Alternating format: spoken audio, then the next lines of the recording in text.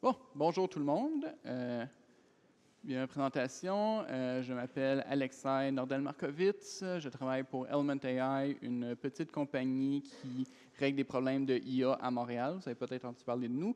Le gros bloc mauve là-bas, c'est tous mes collègues de la compagnie. Allez leur parler si vous avez des questions.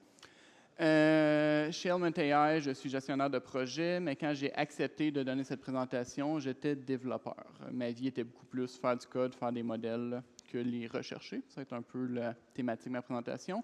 J'ai avec moi Pedro Oliveira, je l'ai bien prononcé, oui, qui est, je pointais avec mon pointeur, ne se rend pas, qui est chercheur chez Element AI spécialisé en vision informatique.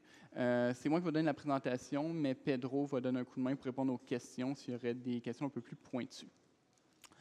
La thématique de cette présentation et de la présentation que je vais donner cet après-midi est les réseaux convolutionnels. Quelques bémols sur ma présentation. J'ai beaucoup plus l'habitude de donner ce genre de matériel en anglais. Si je tombe en anglicisme, si je remplace des mots français ou mots anglais par occasion, je demande votre pardon. Quelques secondes avant que je donne cette présentation, quand on faisait le setup, hier soir, j'ai eu un bug. Mon PowerPoint est devenu un Keynote. J'ai amené un Mac. On n'a pas été capable de plugger le Mac. On a transformé le Keynote en PowerPoint et on l'a mis sur l'ordi là. S'il y a une animation ou deux qui ne fonctionne pas, blâmez Apple. Je ne prends pas la responsabilité pour cela. Absolument. À Sherbrooke, à l'Université de Sherbrooke, mon alma mater, où j'ai quelques collègues qui sont assis dans la salle, j'avais la réputation de toujours involontairement introduire un sujet un peu malaisant dans mes présentations. Hier, en me pratiquant, j'ai réalisé que ça s'est encore passé. Je vais mentionner derrière de souris plusieurs fois pendant la présentation, autour de la slide 10-12. Il y a un contexte, mais je m'en excuse d'avance quand on va être rendu là. C'est à peu près ça. Pourquoi les réseaux convolutionnels? En fait, objectif de la présentation, on va parler des réseaux convolutionnels, évidemment. Pédagogiquement, j'ai visé 3 choses dans la présentation, celle de ce matin. J'aimerais qu'on développe une compréhension intuitive des réseaux convolutionnels. Donc, on va éviter les équations, on va éviter les détails d'implémentation pour le moment, on va vraiment essayer de comprendre le problème que les réseaux cherchent à régler et l'intuition que ces réseaux implémentent mathématiquement qui amène à cette solution. On va découper les réseaux convolutionnels dans des blocs principaux et on va expliquer chacun de ces blocs. Et finalement, je vais essayer de partager le vocabulaire. De facto, en 2 heures, il y a beaucoup trop de matière sur les réseaux à convolution pour la partager. Le mieux, je pense, qu'on peut viser, c'est familiariser tout le monde avec les termes entourant ces réseaux et ensuite vous permettre d'aller faire vos propres recherches plus tard. Pourquoi les réseaux convolutionnels? Les images, c'est difficile. C'est essentiellement ça. Je vous laisse un moment pour lire le XKCD. Il dit essentiellement, j'ai besoin de savoir s'il y a quelqu'un dans un parc. Le développeur dit que ça va prendre 5 secondes.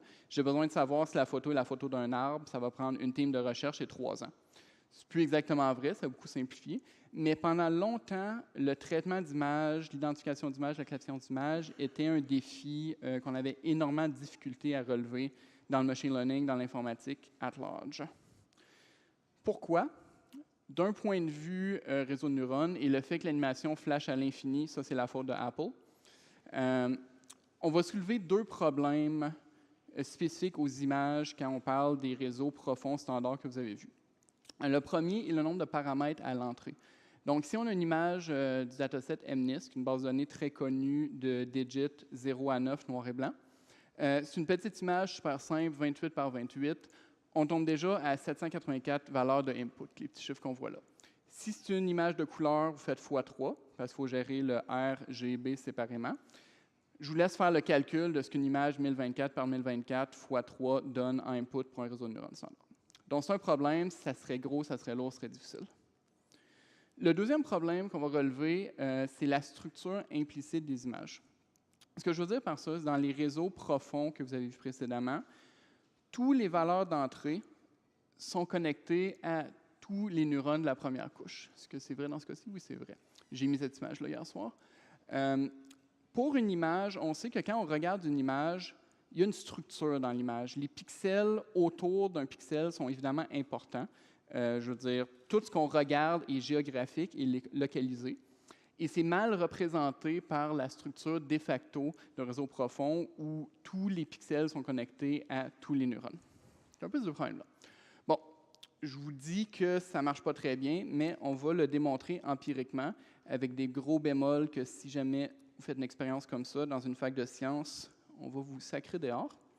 Donc, ceux qui sont sur vos laptops, vous pouvez me suivre, vous avez la documentation. Sinon, vous pouvez googler ConvNet.js dans Google, ça vous l'amener. Ici, on est dans une petite interface développée par André Karpathy, qui est connu pour son matériel pédagogique, qui permet d'entraîner des réseaux de neurones en JavaScript. Est-ce qu'on a des développeurs JavaScript ici? Non? Quelques-uns? Félicitations. Ça m'a pris au moins comme 5 essais déboguer les 8 lignes de code-là, ce qui en dit force mon JavaScript. Donc, ce que l'interface va faire, c'est s'entraîner sur la base de données MNIST, qu'on a mentionné un peu plus tôt. Ils vont recevoir des digits de 0 à 9 noir et blanc, essayer d'apprendre à les reconnaître et donner le output. Ici, on a tout plein de petits chiffres. Je suis dans le bon? Oui. Fait qu'ici, on a un petit réseau très standard. Fait qu'on a un fully connected leg, qui est une couche connectée normale. On a une deuxième couche, fait qu'on a un réseau profond qui a au moins 2 couches. On fait notre output avec une softmax. Notre activation, c'est un TANH. Et le input, c'est les images. MNIST est 28 par 28, mais dans cette applet-ci, il prend des snapshots de 24 par 24. Fait qu'il extrait des choses. Fait qu'on va faire resume. Ici, on a le nombre d'exemples qu'on a vus. Fait resume, puis on va laisser rouler pas très, très longtemps. Vous avez une belle petite curve qui passe en apprentissage. Vous voyez, ça s'améliore. Ça s'améliore quand même bien. On va se rendre à peu près jusqu'à 5000. Je vous encourage fortement à jouer avec ce genre d'applet. Il y a beaucoup de réseaux de neurones qui s'apprennent mieux en jouant les paramètres. Fait à 5000, on a à peu près une accuracy de 60%, ce qui n'est pas horrible, mais considérant que c'est une tâche quand même assez primitive qu'on essaie de faire, pas super. Si on descend en bas, vous avez une idée de ce qui se passe à chaque couche. Je ne vais pas m'éterniser dessus, mais juste pour vous le montrer, pour que vous puissiez prendre un peu de temps à jouer avec. Fait que vous avez la valeur d'entrée, les gradients, ce que chaque couche fait au niveau des activations dans les neurones, et votre output à la fin. Ici, vous avez des exemples de ce que le réseau a essayé de prédire. Donc, partout que c'est en vert, félicitations, son vote premier était bon, mais de temps en temps, 9, il vote 4. 2, il vote 1. On peut voir un peu pourquoi il se trompe, là, mais quand même. Donc, sur un dataset simple, sur un problème résolu, un réseau profond qu'on entraîne pas très longtemps, c'est un jouet évidemment, là, mais qu'on entraîne, a un peu de difficulté, 60%. Bon, comme je dis, j'ai triché parce que si on continuait, il s'améliorait, mais pour le but de l'exercice. Alors, les réseaux profonds ont du mal, mais de facto, on a, je ne dirais pas réglé, mais on a fait des avancées incroyables dans le traitement des images, l'action d'images dans les dernières années. Sur un dataset immensément plus dur, qu'on va parler dans la présentation de cet après-midi, on est allé d'un taux d'erreur de 28% à mieux qu'un humain. L'humain se situe autour de 5% à peu près sur ce dataset que je vais parler plus tard. Comment qu'on est allé chercher ces gains vraiment significatifs?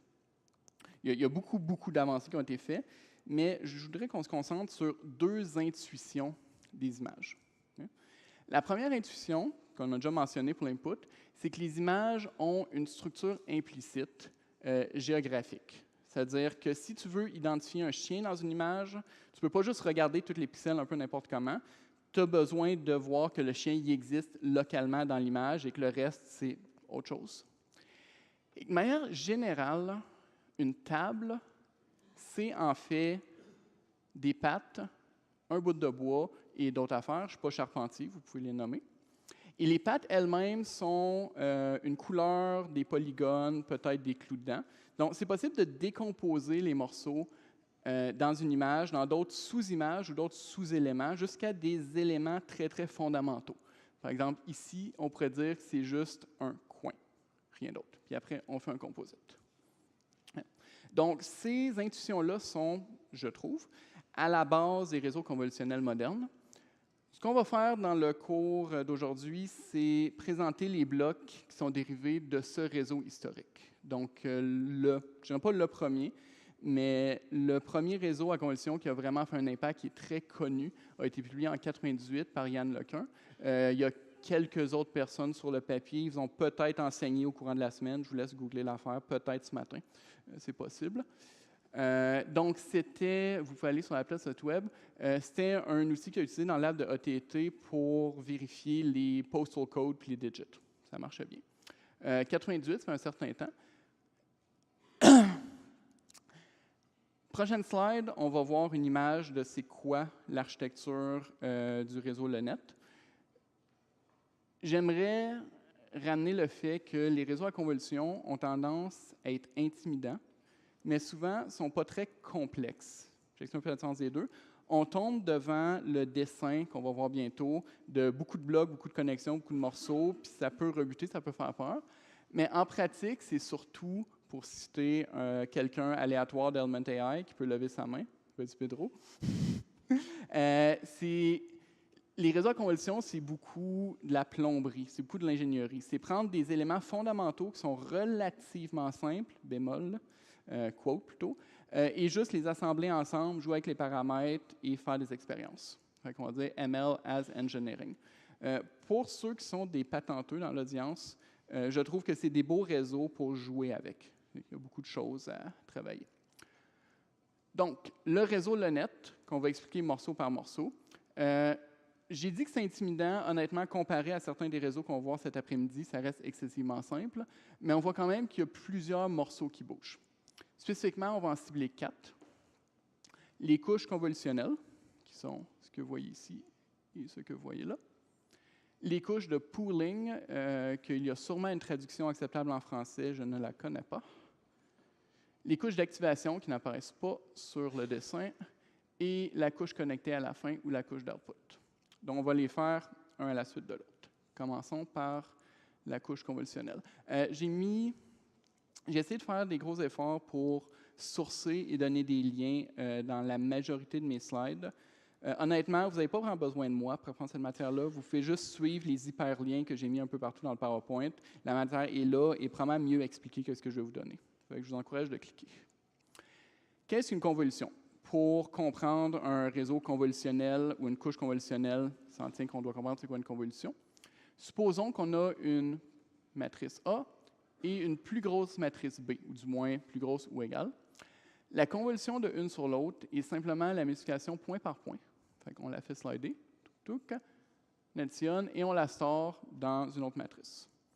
Pour ce qui nous intéresse des réseaux convolutionnels, on n'a pas besoin de plus que ça. Pourquoi que ça nous intéresse? Voici un derrière de souris. Je vous le promets, on va comprendre ça dans un moment. Voici la représentation matricielle en chiffres du derrière de souris. Fait que ici, on a le trait, 30, 30, 30, 30, 30, tout plein de zéros. On va appeler ça un filtre de derrière de souris.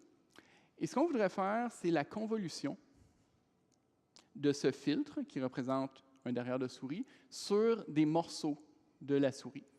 Donc ici, j'ai deux exemples où on applique le filtre sur le derrière de la souris. Ici, on applique le filtre sur un bout des oreilles et de la face de la souris. Ici, c'est votre filtre, 30, 30, 30, 30, 30. Ici, c'est les valeurs représentant l'endroit ciblé de la souris. On fait la convolution d'un sur l'autre. Si on a ciblé un endroit où le derrière de la souris est, on se retrouve avec une très grande valeur.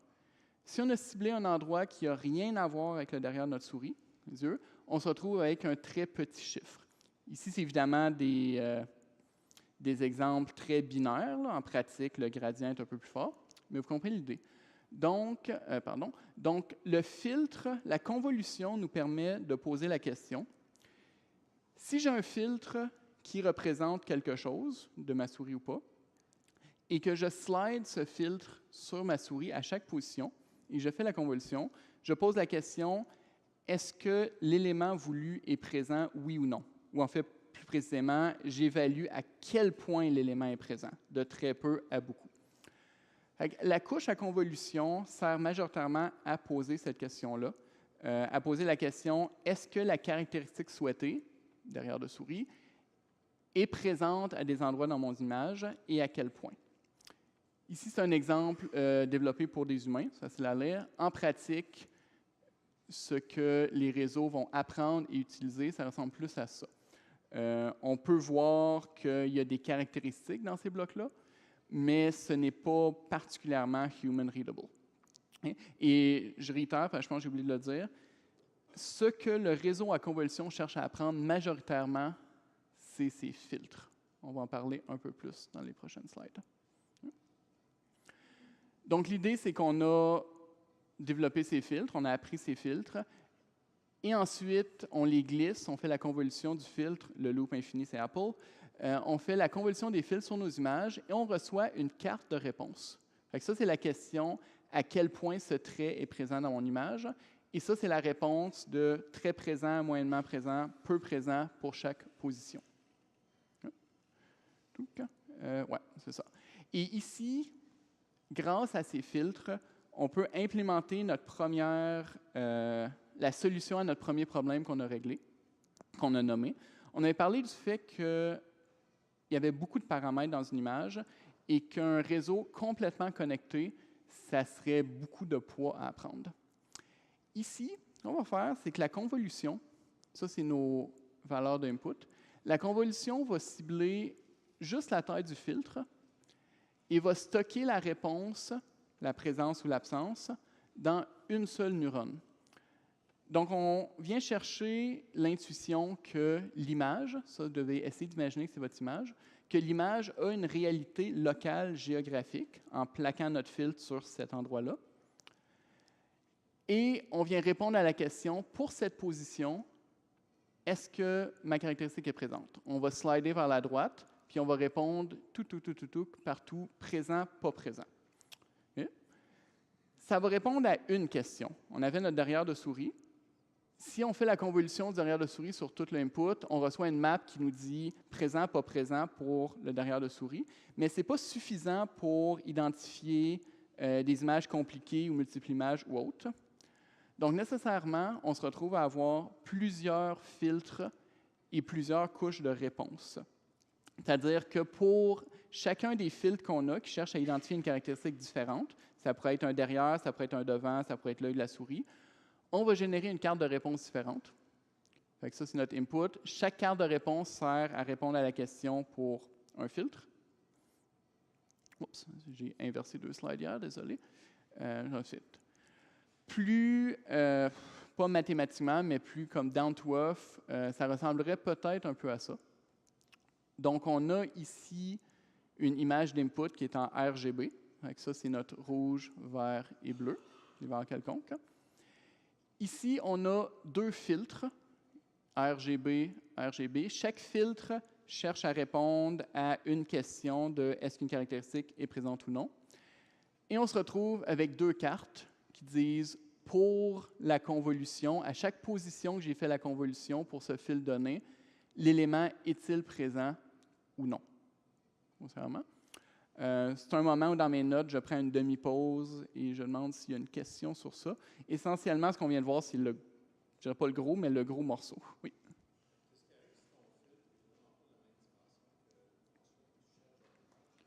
Ça ne devrait pas arriver. Dans le sens qu'on parlait qu'il y avait beaucoup de pièces, beaucoup de plomberie, là. Ouais. Ouais. Mm-hmm. Ouais. Fait que ça, l'intuition derrière ça, on la voit dans 2 slides, c'est le fait qu'on fait des compositions de caractéristiques. Mm-hmm. Oui, pardon, la question était qu'est-ce qui se passe si le filtre n'est pas la bonne taille pour identifier l'objet dans l'image? La réponse à ça, on va la voir dans 2 slides, ça vient sur le fait que nos filtres, ici je donne un exemple très haut niveau, là, humain, mais nos filtres en pratique vont chercher à reconnaître des caractéristiques très fondamentales et à construire un sur l'autre. Ça, je vais slider. Fait que là, on retrouve, on l'a déjà vu, c'est la même idée. Je reviens sur le fait qu'ici, on a 2 cartes de réponse. Donc, résumé rapide avant qu'on tombe à la réponse à cette question. nos filtres plus une convolution permettent de répondre à la question « Est-ce qu'une caractéristique donnée est présente ou non dans notre image? » Et désolé, j'avais sauté ça. Quand on dit filtre ici, ce n'est pas une couche supplémentaire, c'est en fait nos poids. Donc, vous voyez W ici. Donc, les mêmes poids qu'on apprenait précédemment dans les réseaux profonds sont nos filtres ici qu'on va chercher à apprendre. Bon, chaque filtre répond à une question. Et puisqu'on ne cherche pas à poser la question « le chat est-il ici » ou « le chat est-il là », on veut simplement poser la question « le chat est-il présent », les poids pour cette question vont être partagés entre toutes les convolutions. Ça va minimiser nos paramètres. Moins de paramètres, c'est mieux, plein de raisons. Et ça va rendre notre question invariant à la position. C'est-à-dire que le chat soit en haut à gauche ou en bas à droite ou au milieu, on va pouvoir le reconnaître. Okay. Ça, c'est notre première intuition. Notre deuxième intuition, on disait que les éléments dans une image sont en fait composés d'autres images. Donc, un filtre ne va pas reconnaître une souris. Il ne va pas reconnaître une face de souris. Il va reconnaître des oreilles de souris, un autre va reconnaître un œil, un autre va reconnaître une face, et ainsi de suite.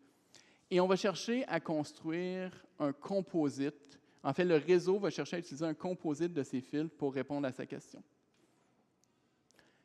Visuellement, c'est pour ça qu'on va aller chercher plusieurs couches, ça pourrait ressembler à quelque chose comme ça.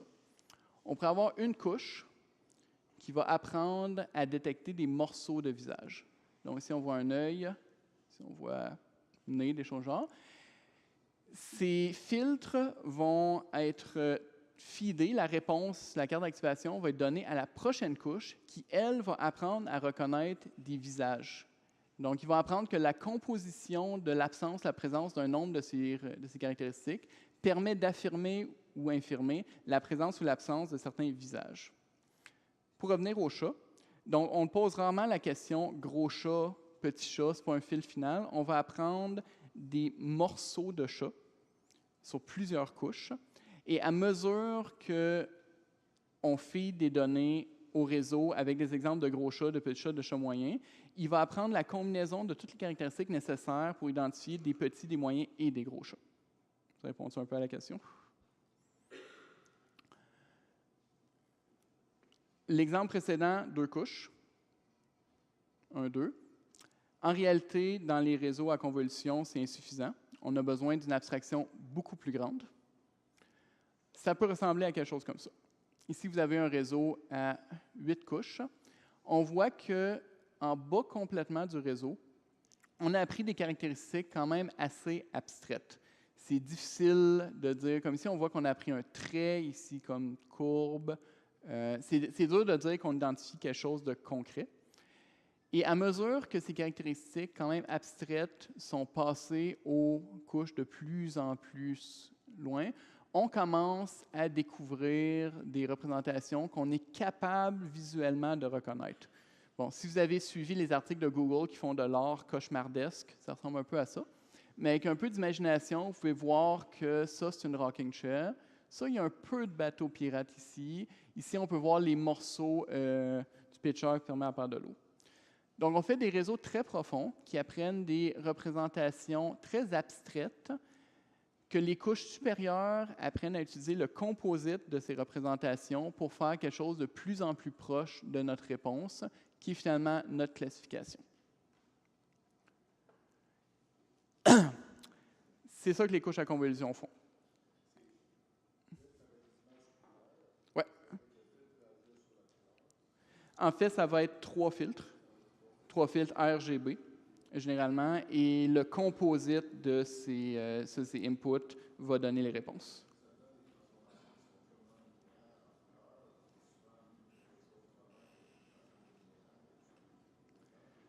Je ne peux pas parler de mieux. Le graphisme en général, c'est pas réponse. Je ne sais pas si Pedro, tu as un insight sur ça.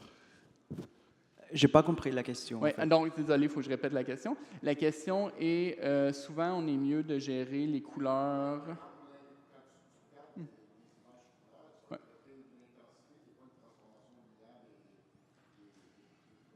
Mm-hmm.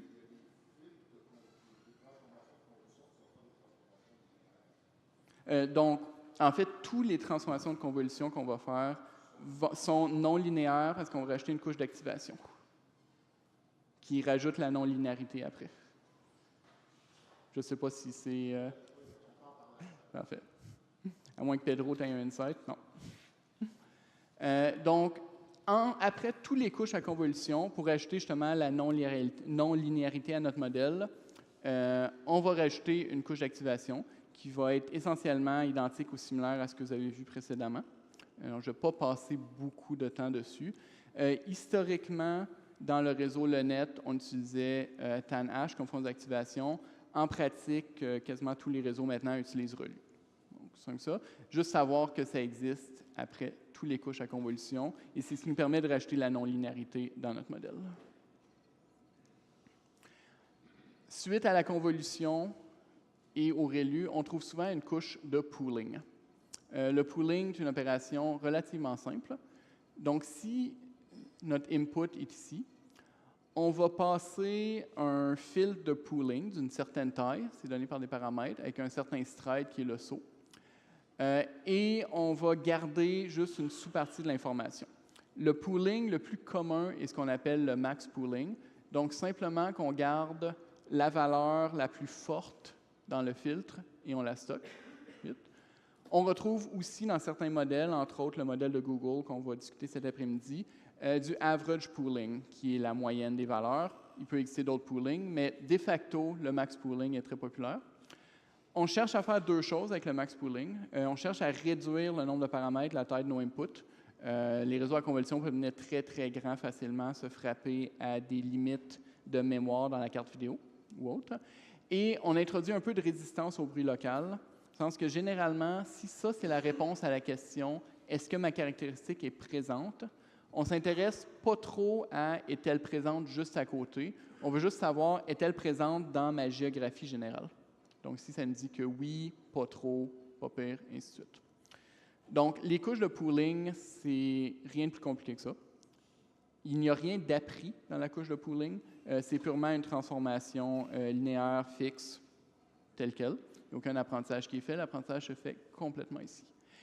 Et à la fin de notre réseau à convolution, on va trouver une ou plusieurs couches pleinement connectées. Ces couches vont être exactement les mêmes que celles que vous avez vues hier, je dois imaginer. Aucune différence, je ne passerai pas plus de temps dessus qu'il faut. Et quand on assemble tout le réseau à convolution, ça donne quelque chose comme ça. C'est un exemple, on a convolution, activation, pooling, on recommence, la couche pleinement connectée et la réponse à notre question. La couche connectée est notre classificateur à la fin. On va prendre un petit moment pour aller regarder ça interactivement ou visuellement.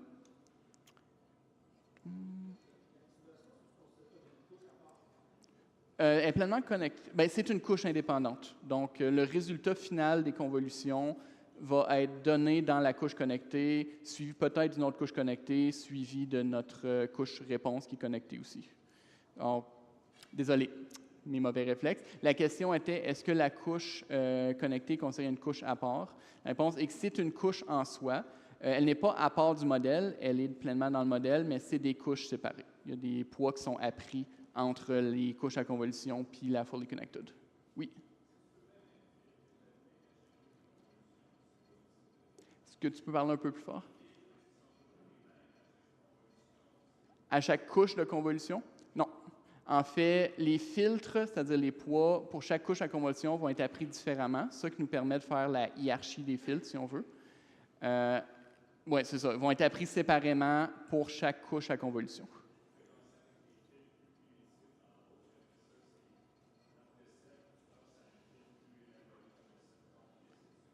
Exactement. Et ces filtres vont être appris de manière indépendante et le nombre de filtres par couche va également changer. Donc, dans l'exemple qu'on avait vu un peu plus tôt, on commençait avec peu de filtres au début et on augmentait la quantité de filtres à mesure qu'on allait vers des représentations de moins en moins abstraites. Oui?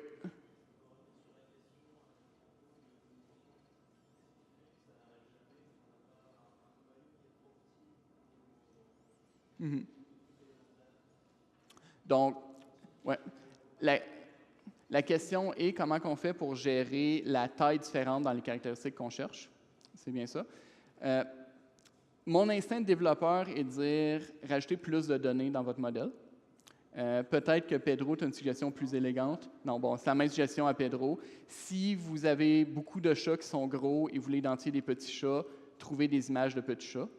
On va parler cet après-midi de techniques d'augmentation de données qui permettent un peu à pallier à ce problème-là, mais fondamentalement, plus de données, ce qui est un thème récurrent dans les réseaux de neurones. Donc, ici, on va descendre. Comme toujours, vous pouvez suivre avec moi si vous avez ma présentation.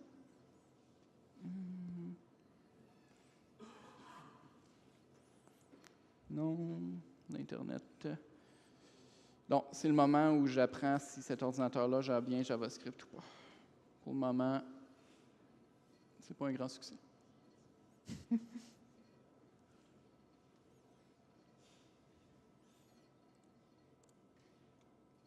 Pas plus que ça.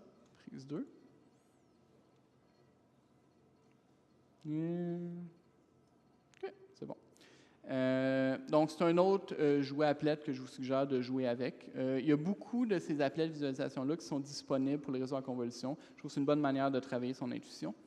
C'est un réseau pré-entraîné qui cherche à détecter des digits. On va dessiner un set. Et bang! Ici, on a notre première couche à convolution. Vous pouvez voir en passant votre souris dessus que les filtres font la convolution du input à la couche. Donc ici, chacune des choses qu'on voit ici, c'est nos filtres essentiellement, nos nœuds. Ici, c'est la couche de max pooling. Vous voyez qu'on réduit la taille de nos données, la dimensionnalité. On recommence notre deuxième couche à convolution, max pooling. Et ici, notre couche pleinement connectée et pleinement connectée qui répond à la question, c'est un set. Si vous cliquez à des endroits spécifiques, vous pouvez voir les poids qui ont été appris, les transformations qui sont mises à chaque niveau. Donc, si on va dans le max pooling, évidemment, on voit ici que c'est juste un poids qui a été avancé. Vous pouvez, moi je ne peux pas parce que ça ne descend pas ici, mais vous pouvez également faire apparaître ou disparaître des couches dans le Layer Visibility en bas à gauche. Donc, je ne peux pas me rendre. Et vous avez votre guess et second guess du réseau. Si on rajoute, est-ce qu'on peut lui faire penser que c'est un 0? Non, mais on peut lui donner un 8, ce qui est quand même pas mauvais comme guess. Donc, ton jeu à jouer avec pour voir chacune des couches. J'étais ici. Donc, un résumé des blocs fondamentaux des réseaux conventionnels. J'ai quelques slides après, mais ça va être un bon moment pour arrêter et prendre des questions s'il y en a. J'ai omis la couche d'activation. Elle existe, elle est nécessaire, mais elle est identique à ce que vous avez vu précédemment. 3 morceaux. Les couches à convolution qui apprennent des caractéristiques des images, qui apprennent des représentations très abstraites et à mesure qu'on les met un sur l'autre, apprennent des représentations de moins en moins abstraites, qui permettent d'identifier les objets des images. Les couches de pooling qui servent à réduire le nombre de paramètres et à rajouter de l'invariance au bruit entourant. Et finalement, là où les couches complètement connectées à la fin qui servent de classification. Je note qu'on parle de couches connectées à la fin.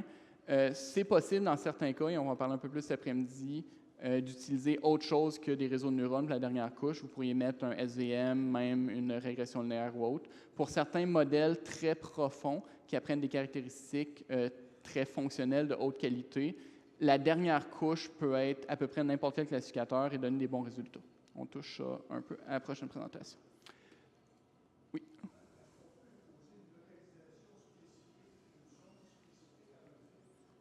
Fait que la question est si on peut imposer une zone spécifique, une occasion spécifique au filtre. La réponse est oui. Ce n'est pas quelque chose que j'ai fait personnellement, dont je n'ai pas d'insight applicatif sur comment, mais par exemple, si vous utilisiez un réseau à convolution pour faire un scanning de vos employés pour rentrer dans vos bureaux, il existe des réalités comme prédéterminées du visage, d'avoir des yeux, un nez, etc. Et c'est possible d'adapter le réseau à convolution et les filtres pour tenir en compte ces géographies. Ouais. Juste une question. Pedro, as-tu un insight sur location variance ou... Pardon? Est-ce que tu as pour adapter les filtres pour qu'ils soient comme pas location invariant, par exemple pour les yeux, des endroits spécifiques? Oui, dans ce cas-là, c'est comme en convolution, mais sauf que les weights, ils ne sont pas shared partout dans les feature space. Donc, pour chaque coin de l'image, donc pour la partie où il y a les yeux, ou la bouche, ou le nez, c'est des réseaux qui sont différents, en fait, fully connected, mais localement, sur chaque part de feature map.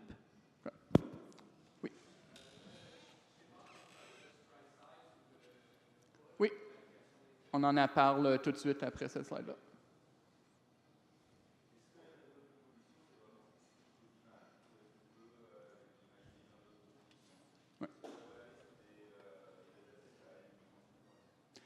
Donc, la première question est si on peut utiliser les réseaux à convolution pour d'autres données que des images. Et la deuxième question, si on peut les appliquer à des données à n dimensions, donc dimensions aléatoires, j'imagine, ou autre. Pour la première question, oui, absolument. Je n'en parlerai pas dans mes deux talks, mais à la fin, à la slide de ressources de ma deuxième présentation, j'ai des liens vers des utilisations de réseaux à convolution pour du texte et pour de la traduction. Donc, ça peut être utilisé certainement dans d'autres domaines. Et je dirais même que plusieurs des applications excitantes des réseaux à convolution modernes sont justement l'application dans le domaine qui ne sont pas l'image. C'est la première question. Puis la deuxième question, ça s'utilise, je pense que ça répond par la première. Puisqu'on peut l'utiliser sur d'autres types de données, oui, ils sont adaptables à des dimensions aléatoires.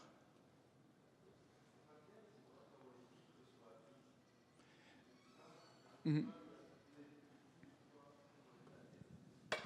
Oui. Absolument. Donc, la question est comment est-ce que les filtres sont appris? Donc, les filtres, je répète, les filtres sont les poids, essentiellement. Donc, on apprend les poids. C'est sommairement de la même manière que vous apprenez les poids dans un réseau standard. Donc, si je peux reformuler, dans les réseaux profonds, il y a quand même une question qui est posée par chaque neurone de est-ce que cette combinaison de input active fortement ma neurone ou non. Les caractéristiques ne sont pas visuelles, donc plus dur à saisir, mais c'est quand même des caractéristiques. Ici, c'est un peu le même principe, c'est des caractéristiques que ça adonne qu'étant visuel, on est capable de les visualiser et d'avoir une intuition personnelle, là, mais ça reste l'apprentissage de caractéristiques génériques comme des réseaux profonds.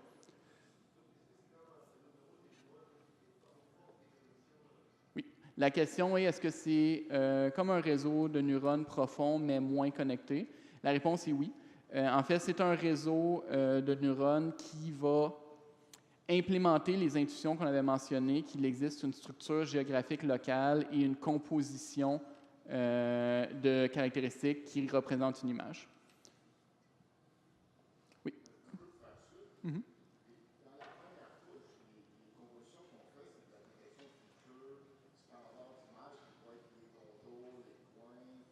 Mm-hmm. Ouais. Donc, la question est, puisque les couches initiales apprennent des caractéristiques abstraites, généralement, ça va être les mêmes d'un dataset à l'autre, donc on devrait pouvoir les réutiliser. Et la réponse est oui, on va parler d'apprentissage par transfert cet après-midi. Donc, ça se fait. Oui. Mm-hmm.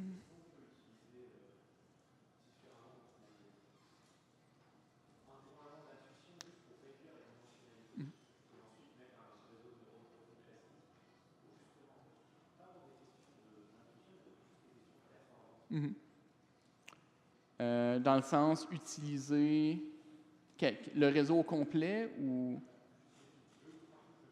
Mm-hmm.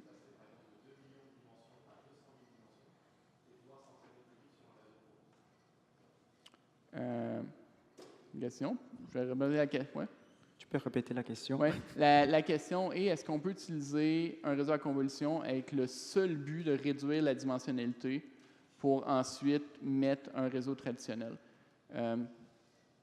Mon intuition serait que, puisqu'un réseau à convolution apprend des caractéristiques de facto et que le but des couches dans un réseau est d'apprendre des caractéristiques utiles, je ne suis pas sûr que l'utiliser simplement comme un outil de réduction de dimensionnalité, c'est faisable ou utile, mais c'est mon intuition. Pedro? Oui, et, les gens utilisent les auto-encodeurs pour faire ça.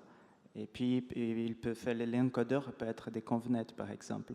Et du coup, on peut utiliser des conv pour réduire la dimension dans un encoding avec un auto-encodeur. Oui.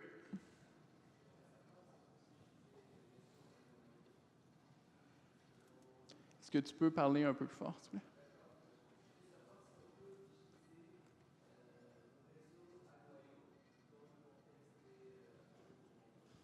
Réseau à noyau, SVM, Kernel Techniques, des choses comme ça? Ou...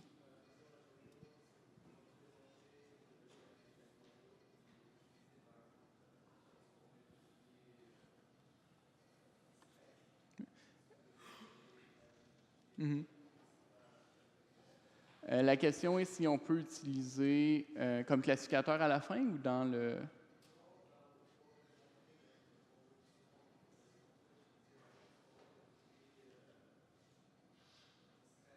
Mm-hmm.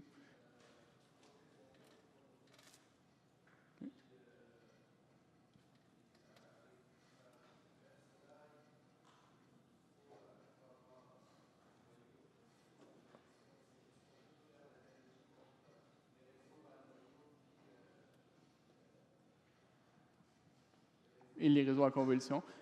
Donc, la question est si on peut faire l'analogie entre les réseaux à noyau et les réseaux à convolution. Je n'ai pas personnellement de connaissances particulières sur les réseaux à noyau, Pedro non plus, donc idéalement quelqu'un d'autre pourra venir répondre à votre question peut-être entre les présentations. Désolé. Oui.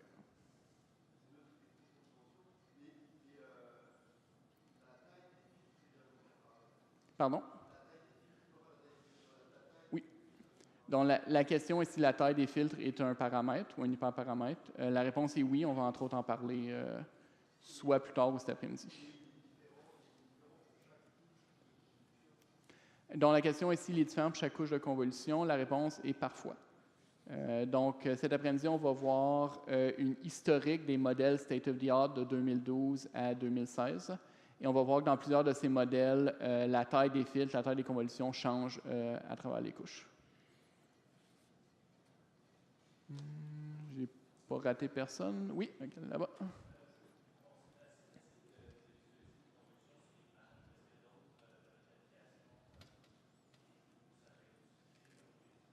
Donc, la question, c'est s'il y a d'autres domaines d'application. Je pense qu'elle avait été posée plus tôt, mais je vais répéter. La réponse est oui. Entre autres, donc je ne vais pas les couvrir aujourd'hui, c'est un peu à être droit de ce que je fais, mais dans la dernière slide de ma présentation de cet après-midi, vous allez trouver des liens vers des utilisations de réseaux à convolution, réseaux convolutionnels pour la traduction et l'analyse de texte, qui sont deux champs où en ce moment les réseaux convolutionnels ont des très bons résultats. Donc la réponse est oui, c'est possible. Oui. Pardon.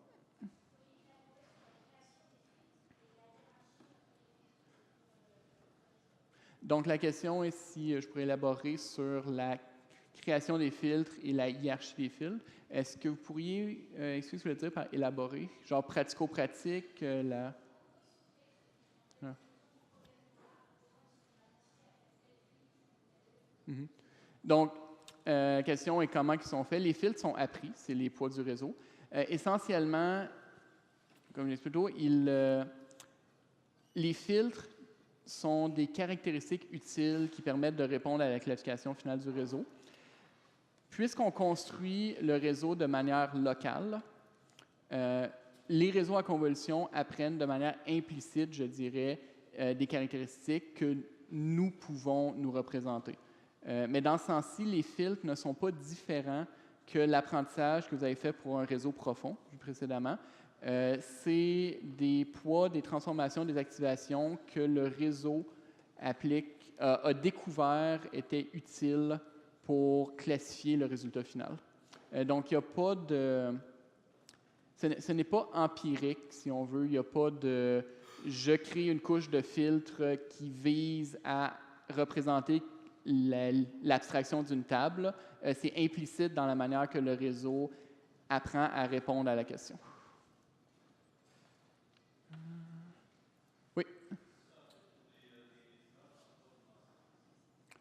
Mon instinct, donc la question est s'il s'en fait des résage des images à 3 dimensions. Je pense que oui, mais Pedro?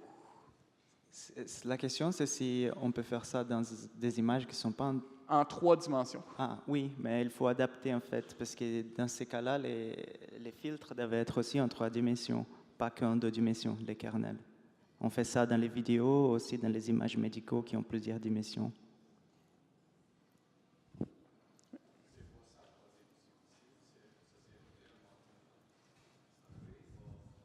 Again?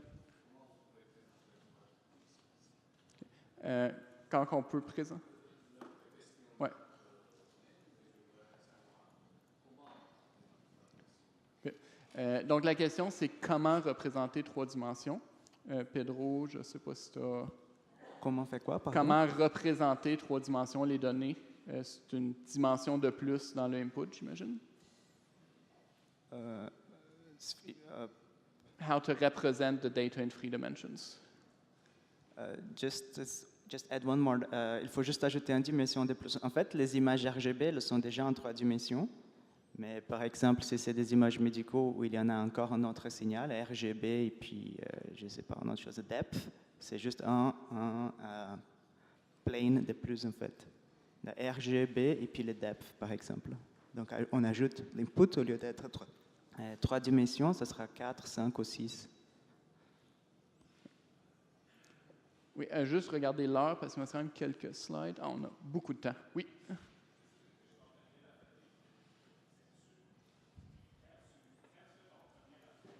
Mm-hmm. Oui. C'est rien. Le premier entraînement, l'initialisation random, là, non. C'est des poids initialisés d'une certaine manière, possiblement aléatoire, comme vous avez vu précédemment dans des réseaux profonds. Oui, c'est ça. Il n'y a pas... Comme dit, en pratique, vous allez vouloir utiliser des couches préentraînées, mais si vous partiez un réseau à convolution vraiment à sec, là, a priori, tout le travail qui a été fait par le reste de la communauté a été mis à feu et à sang, ça serait des poids aléatoires. Ça n'aurait pas de représentation implicite. Donc,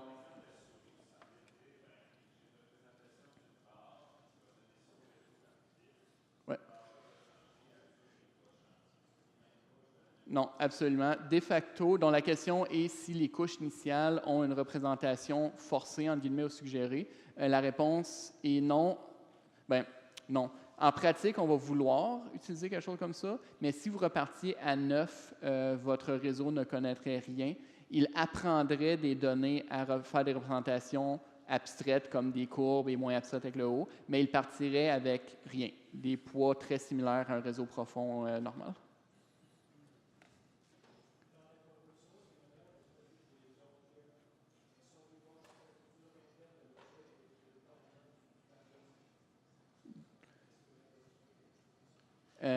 Pour être sûr, dans la question, c'est si c'est possible d'introduire des concepts de I don't care, d'ignorer le background dans l'image. Par exemple, disons, il y a un chat avec un arbre derrière, puis on veut ignorer l'arbre. Oui, c'est en fait des questions de détection d'objets, de ciblage d'objets dans les images, qui est un champ actif. On va toucher à ça brièvement cet après-midi. La réponse est oui. Oui, ça se fait. Ce n'est pas l'application triviale. Ici, on a vu l'application triviale qui est juste assigner un tag à une image, là, mais on peut aller chercher une granularité beaucoup plus élevée. Bon, je vais faire mes dernières slides qui restent. Après ça, s'il y a d'autres questions, ça me fera plaisir d'y répondre. Donc, on avait mentionné les questions de quelques paramètres de plus avec le padding et le stride. Quand on fait la convolution, si on fait simplement faire la convolution sur les données qu'on a telles quelles, pardon, on ne pourra pas... Premièrement, on va devoir changer la dimension des données résultant et l'information contenue dans les borders, dans le border effect, sera moins pris en compte. Ce qui est relativement commun, en fait, presque toujours vu, est de padder les données d'entrée, donc rajouter une couche de 0, souvent 2 de profondeur, mais ça peut changer pour les cas spécifiques. Donc, les transforms que vous voyez ici, c'est des 0, ça nous permet de faire des réponses, des maps de réponses plus grandes. Ça permet aussi d'éviter un peu le border effect sur les côtés.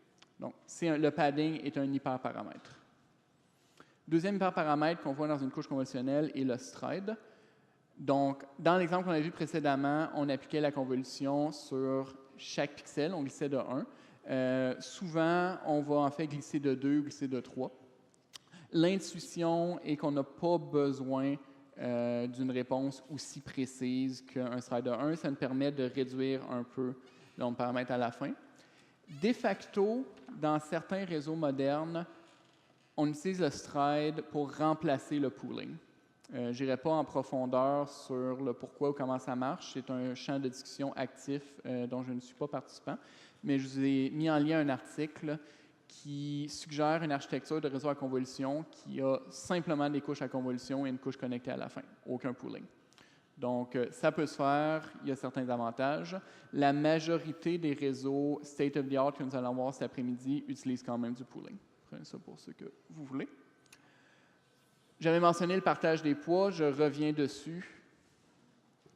Donc, les poids appris ici sont, quand la convolution est faite, sont partagés sur toutes les positions de la convolution. Encore une fois, ici, on parle d'invariance de position. On a discuté un peu plus tôt d'identifier des features à des endroits spécifiques dans l'image, tels des yeux ou des nez. Pedro a dit que c'est un exemple d'endroit où on ne partagerait pas les poids, où les morceaux du modèle qui doivent reconnaître ces caractéristiques auraient des poids spécifiques pour ces positions. Et la rétropropagation, l'entraînement du modèle, je ne vais pas en parler. C'est très similaire à ce que vous avez vu précédemment. Pratico-pratique, si vous décidez d'entraîner des réseaux à convolution chez vous, vous-même, je vous suggère fortement d'utiliser des librairies d'entraînement qui vont faire tout ce boulot-là pour vous. J'ai quand même laissé un lien ici que vous pouvez consulter à votre guise qui parle un peu de la question de l'entraînement de la rétropropagation dans les réseaux à convolution et comment le gradient et la rétropropagation se fait bien malgré la connectivité locale. On revient un peu sur les hyperparamètres. Ici, c'est les hyperparamètres d'une couche convolutionnelle. Donc, il y en a 4.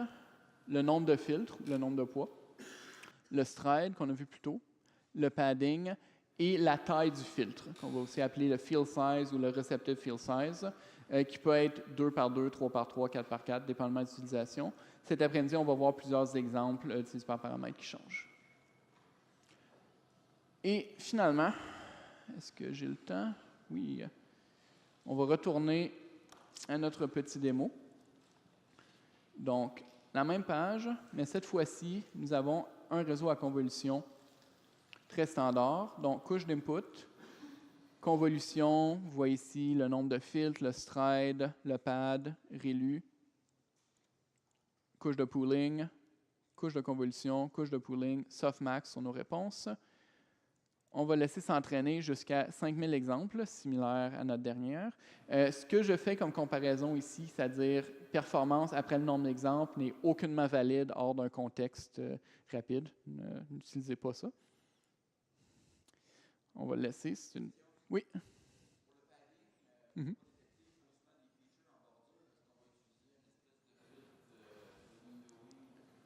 Qu'est-ce que je veux dire faussement?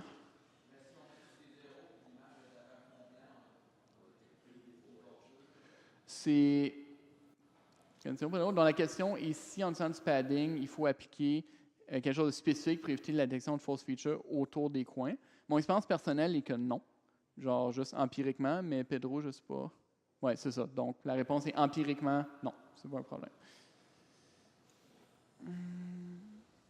Donc ici, on voit qu'on n'est pas encore rendu à 5000 exemples et on se retrouve déjà à près de 90% d'accuracy.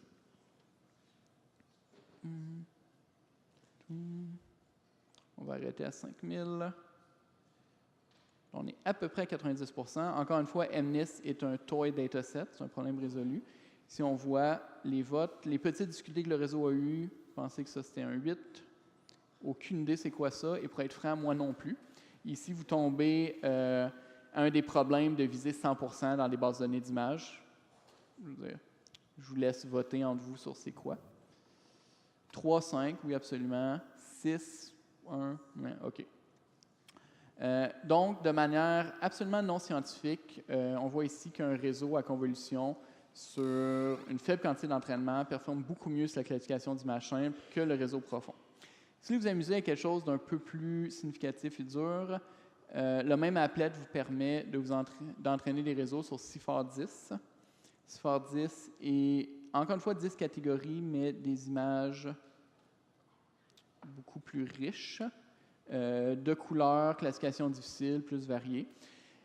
Entraîner un modèle en JavaScript sur CIFAR10 prend quand même plus de temps, mais je vous encourage à jouer un peu avec. On va l'arrêter. Si vous décidez de jouer avec cette applet, ne l'oubliez pas en background pendant que vous allez faire d'autres affaires. Il est en train d'entraîner un réseau à neurones sur votre ordinateur, ça prend du CPU. C'est juste le mentionner comme ça. Bon, on revient ici. Quelques ressources. Ne m'écoutez pas parler, allez faire ce cours-ci. La qualité pédagogique est... Oui, c'est ça. La qualité pédagogique est géniale. Karpathy fait du matériel de qualité. Vous direz, allez-y. J'étais à Google Next au début de l'année quand j'ai vu cette présentation live, TensorFlow with a PhD Part 1. Je la recommande. En 1 heure, le présentateur passe de rien à des réseaux à convolution en TensorFlow. Je suis librairie agnostique, mais quand même, il passe également le dropout et plusieurs autres méthodes. Un petit blog post sur l'intuition derrière. Plusieurs des images que j'ai sourcées, y compris la souris, viennent du GitHub de cet étudiant. Démonstration qu'il ne faut pas 20 ans d'expérience pour faire du bon matériel pédagogique. Et finalement, un autre bon blog post qui vise une explication intuitive des connettes. Tout du matériel qui est probablement de meilleure qualité que ce que je vous offre. S'il y a d'autres questions, c'est un bon temps. En fait, c'est le seul temps.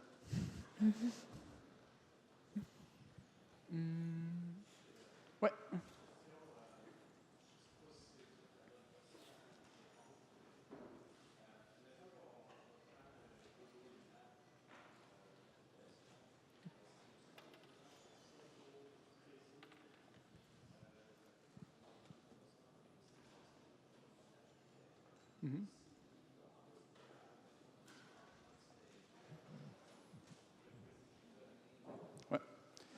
Donc, la question est si Google Maps utilise de l'intelligence artificielle pour prédire le temps de transfert en 2 locations, la saisonnalité et tout.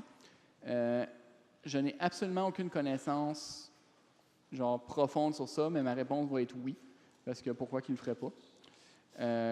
Comment ils font pour le gérer, je ne pourrais pas dire, je suis désolé. Je ne sais pas si Nicolas Leroux est encore ici aujourd'hui. Il serait peut-être mieux placé à vous répondre. Nicolas Leroux, qui enseignait hier, et de Google.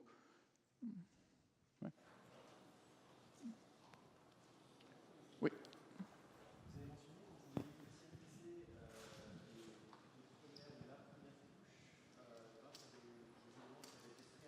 Mm-hmm.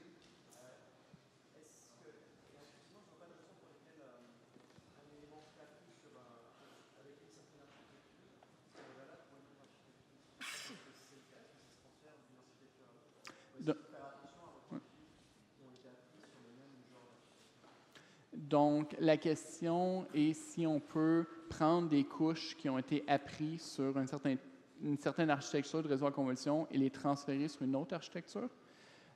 Et s'il faut faire attention si ça peut se faire out of the box. Je ne l'ai jamais fait, j'aimerais dire. Tous les transferts que j'ai faits étaient d'une architecture similaire à une autre. Mon impression serait que c'est absolument faisable, surtout pour les couches abstraites de bas niveau, mais faire attention, comme tout transfert de genre-là. Pedro, ouais, c'est ça. Pedro dit « thumbs up ». Donc, la réponse est oui, mais faire attention. Et on va toucher un peu plus sur le transfer learning cet après-midi. Oui.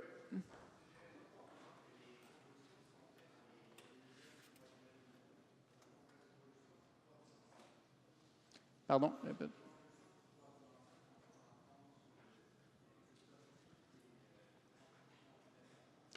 Donc, la question est si les convolutions sont à 3 dimensions. Sur les niveaux supérieurs, les couches intermédiaires ou plus autres. La réponse va être ça dépend du input. C'est peut-être pas la réponse la plus satisfaisante, là. Dans le sens que ton input en RGB est 3 dimensions, mais ton MNIST qu'on a vu plus tôt est grayscale, donc une seule dimension. Je ne sais pas si ça répond à la question.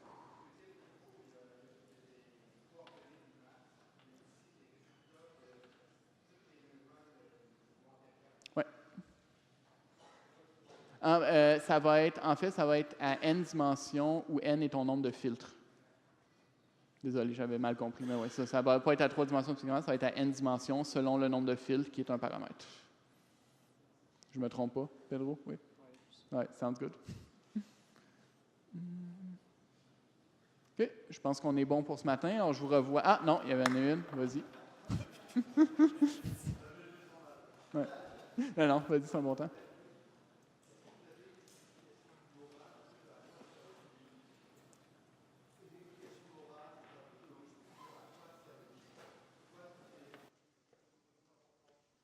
Je suis désolé, je ne comprends pas la question.